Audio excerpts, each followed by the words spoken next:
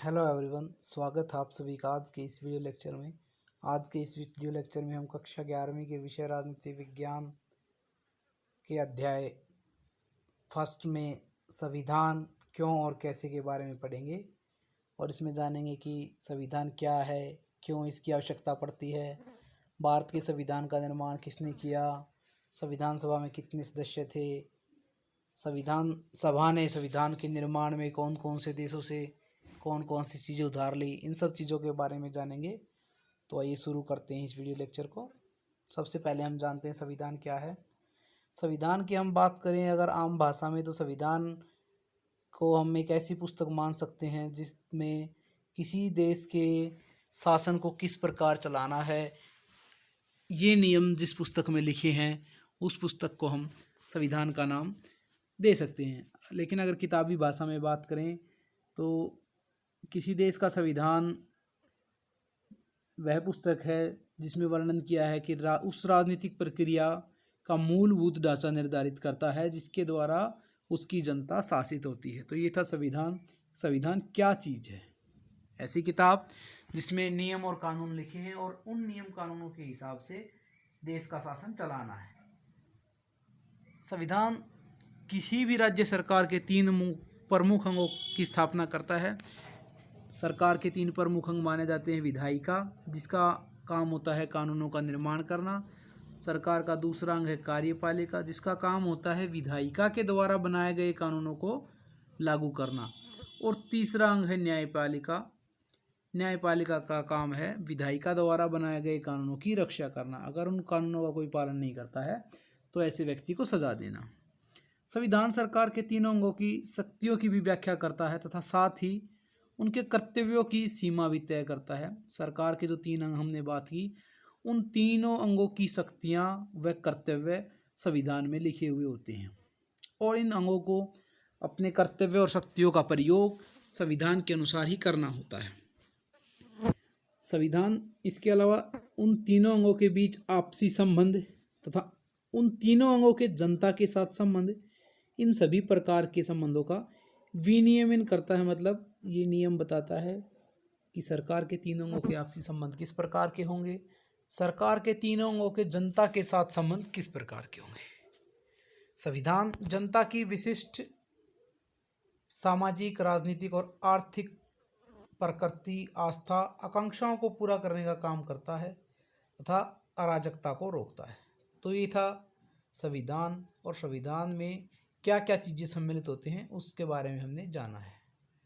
अब हम देखेंगे कि संविधान की आवश्यकता क्यों पड़ी।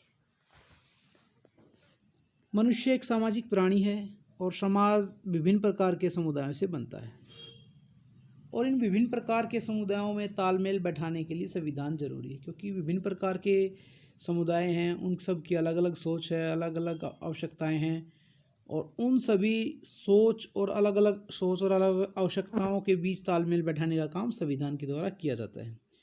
संविधान जनता में आपसी विश्वास पैदा करने के लिए मूलभूत नियमों का समूह उपलब्ध कराता है। मैंने बताया था कि संविधान ऐसी पुस्तक है जिसमें नियम कानून लिखे हुए हैं।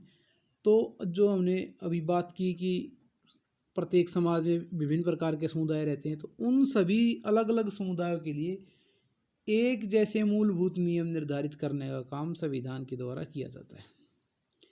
दूसरी क्यों आवश्यकता पड़ी इसकी, अंतिम निर्णय लेने की शक्ति किसके पास होगी, इस बात का निर्धारण भी संविधान करता है। संविधान सरकार के निर्माण के नियम, उपनियम, उनकी शक्ति और सीमाओं को तय करता है। मतलब संविधान में लिखा होता है कि सरकार का निर्माण किस प्रकार किया जाएगा, क्या क्या नियम हैं जिनके अनुसार उसका निर्माण किया जाएगा, सरकार की शक्तियाँ क्या क्या होंगी और सरकार की सीमाएं क्या क्या होंगी। ये सभी चीज़ें संविधान के द्वारा निर्धारित की जाती है, इसलिए संविधान की आवश्यकता पड़ती है। एक न्यायपूर्ण समाज की स्थापना के लिए संविधान जरूरी है। हमने पिछले इसमें बात की थी कि संविधान सरकार के 3 अंगों की स्थापना करता है, जिसमें तीसरा अंग न्यायपालिका था जिसका काम न्याय दिलाना है। तो एक न्यायपूर्ण समाज की स्थापना के लिए संविधान जरूरी है। अब हम बात करेंगे भारतीय संविधान सभा का निर्माण। हमने संविधान जान लिया कि संविधान क्या है, संविधान की आवश्यकता जान ली क्या है। तो भारत के संविधान का निर्माण किसने किया? भारत के संविधान का निर्माण भारतीय संविधान सभा ने किया और भारतीय संविधान सभा का निर्माण किन किन चरणों से गुजरकर हुआ, उस पर हम चर्चा करेंगे कि कब कौन सी घटना हुई संविधान सभा के निर्माण में। उसके बारे में एक बार देख लेते हैं हम। सबसे पहले जुलाई 1945 में इंग्लैंड में नई लेबर पार्टी की सरकार सत्ता में आई। तब भारतीय संविधान सभा बनने का मार्ग खुला। कब खुला ये मार्ग, भारतीय संविधान सभा बनने का मार्ग? जब इंग्लैंड में चुनाव हुए और उन चुनावों में पुरानी पार्टी की हार हुई, नई लेबर पार्टी की सरकार सत्ता में आई और लेबर पार्टी की सरकार ने भारतीयों को भरोसा दिलाया कि भारत में संविधान सभा का निर्माण करवाया जाएगा।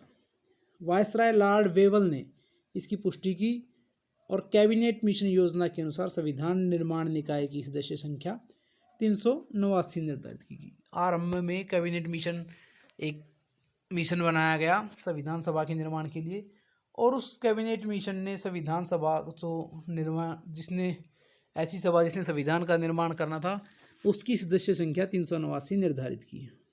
और इन 389 सदस्यों में 292 प्रतिनिधि ब्रिटिश भारत के गवर्नर के अधीन होंगे, 11 प्रांतों से 4 प्रतिनिधि होंगे, 4 प्रांतों दिल्ली, अजमेर, कुर्ग और बलूचिस्तान, इनसे 4 कमिश्नर हमने बात की, और बाकी के 93 प्रतिनिधि भारतीय रियासतों से लिए जाने थे।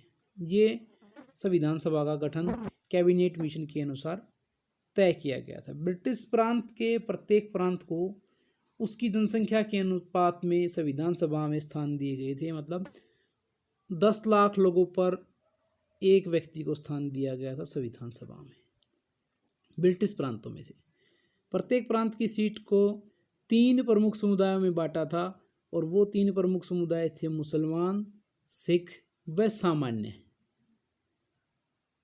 कई बार इसमें गलती कर देते हैं विद्यार्थी, मुस्लिम सिख देखते हैं और हिंदू लिख देते हैं, लेकिन यहाँ पर हिंदू शब्द का प्रयोग नहीं किया गया बल्कि सामान्य शब्द का प्रयोग किया। जो प्रांतों की सीटें बांटी गई, उन सीटों को 3 समुदायों में बांटा गया, और वो समुदाय थे मुसलमान, सिख व सामान्य समुदाय। ये था संविधान सभा का गठन। तो संविधान सभा में देशी रियासतों के प्रतिनिधियों के चुनाव का तरीका उनके परामर्श से तय किया गया। भारत में स्वतंत्रता से पहले बहुत सारी देशी रियासतें थी, और संविधान सभा में उनके स्थान निर्धारित करने के लिए उनके प्रतिनिधियों को चुनने का तरीका, मतलब कि देशी रियासतों से संविधान सभा में जो प्रतिनिधि शामिल होने थे, उन प्रतिनिधियों को चुनने का तरीका देशी रियासतों से ही परामर्श लेकर तय किया गया। जुलाई 1946 को संविधान सभा के चुनाव करवाए गए, जिनमें मुसलमानों को 73 स्थान प्राप्त हुए, कांग्रेस को 199 स्थान प्राप्त हुए, निर्दलीय को 11, सिखों को 21। ये हमारी संविधान सभा में अलग अलग लोगों के जो संविधान सभा के लिए जो चुनाव हुए, उनमें जीतने वाले प्रतिनिधियों की संख्या है। 3 जून 1947 को माउंट बेटन योजना के अनुसार भारत और पाकिस्तान का विभाजन तय किया गया, और इस योजना के अनुसार, जिस योजना में का नाम दिया जाता है माउंट बेटन योजना, और जिससे भारत पाकिस्तान का विभाजन होता था, उसी के परिणाम स्वरूप पाकिस्तान के सदस्य संविधान सभा के सदस्य नहीं रहे। मतलब कि जब चुनाव हुए थे संविधान सभा के लिए, उस समय तो जो पाकिस्तान का इलाका है उसके लोगों ने भी चुनाव में भाग लिया था, लेकिन जब माउंट बेटन योजना में ये निर्धारित कर दिया गया कि पाकिस्तान को एक अलग देश बनाया जाएगा और उसके लिए अलग संविधान बनाया जाएगा, तो उस इलाके के जो व्यक्ति थे संविधान सभा में निर्वाचित हुए थे, वो संविधान सभा के सदस्य नहीं रहे, और भारतीय संविधान सभा के वास्तविक सदस्य संख्या 299 रह गई। संविधान सरकार, समूह, न्यायालय और अन्य संगठनों के बीच सामंजस्य, विश्वास, तालमेल बिठाता है। सैद्धांतिक रूप से निर्णय का माध्यम शक्तियों पर प्रतिबंध, राजकता को रोकता है। आकांक्षाओं व लक्ष्यों को पूरा करने इसका उद्देश्य होता है। संविधान राष्ट्र व प्रणाली का एक आईना होता है। प्रस्तावना संविधान का दर्पण है। अब हम देखेंगे संविधान सभा का स्वरूप। संविधान सभा का गठन सांप्रदायिक आधार पर किया गया, क्योंकि मुस्लिमों ने मुस्लिम प्रतिनिधियों को चुना, सिखों ने सिख प्रतिनिधियों को चुना, अन्य संप्रदाय जिसमें सामान्य वर्ग भी शामिल थे संविधान सभा के लिए अप्रत्यक्ष चुनाव प्रणाली को अपनाया गया था और संविधान सभा में कांग्रेस की प्रमुखता देखने को मिली। विरोधी दलों की सदस्यों की संख्या नाम मात्र की थी। 9 दिसंबर 1946 को संविधान सभा का अधिवेशन आरंभ हुआ। डॉक्टर राजेंद्र प्रसाद को संविधान सभा का अध्यक्ष चुना गया तथा प्रारूप समिति के अध्यक्ष भी चुना गया। प्रारूप समिति के अध्यक्ष के रूप में डॉक्टर भीमराव अंबेडकर को चुना गया। 13 दिसंबर 1946 को जवाहरलाल नेहरू ने संविधान का उद्देश्य प्रस्ताव प्रस्तुत किया, जिसे बाद में संविधान की प्रस्तावना के रूप में बनाया गया। इस उद्देश्य प्रस्ताव को संविधान सभा ने 22 जनवरी 1947 को स्वीकार किया। स्वतंत्र भारत के संविधान की प्रस्तावना इन्हीं उद्देश्यों पर आधारित है। 22 जुलाई 1947 को संविधान सभा द्वारा राष्ट्रीय ध्वज बनाया गया और 22 जुलाई को झंडा दिवस के रूप में मनाया जाता है। इस संविधान में जो संविधान हमारी संविधान सभा ने बनाकर तैयार किया, उसमें आरंभ में 395 अनुच्छेद, 22 भाग और 8 अनुसूचियाँ थी। 26 नवंबर 1949 को यह संविधान स्वीकार किया गया। इसको बनने में 2 वर्ष 11 महीने 18 दिन लगे। विभिन्न मुद्दों के लिए उनकी 8 कमेटियाँ बनी थी। संविधान सभा ने भारत के लिए संसदीय शासन व्यवस्था और संघात्मक व्यवस्था को स्वीकार किया और 26 जनवरी 1950 को संविधान को लागू किया गया। कई बार स्टूडेंट इसमें भी कन्फ्यूज़न हो जाते हैं कि संविधान का निर्माण तो 26 नवंबर 1949 को कर दिया गया था, लेकिन उसको लागू करने के लिए 26 जनवरी 1950 का दिन ही क्यों चुना गया।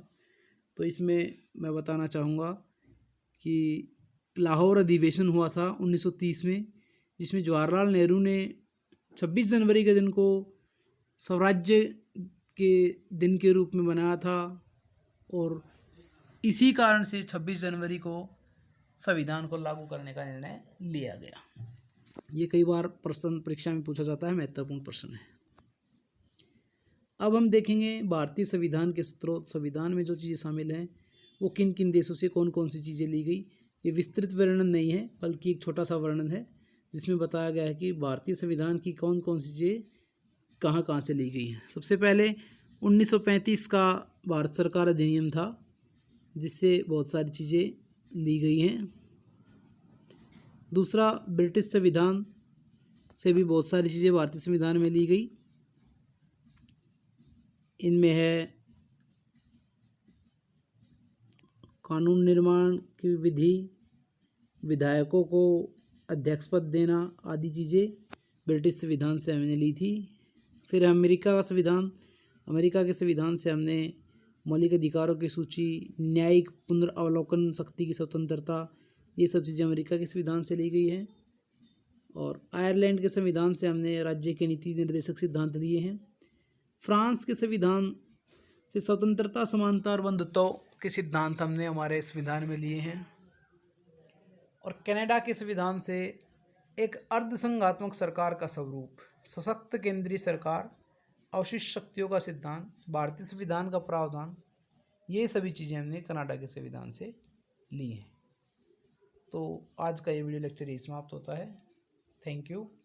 Keep watching, keep sharing.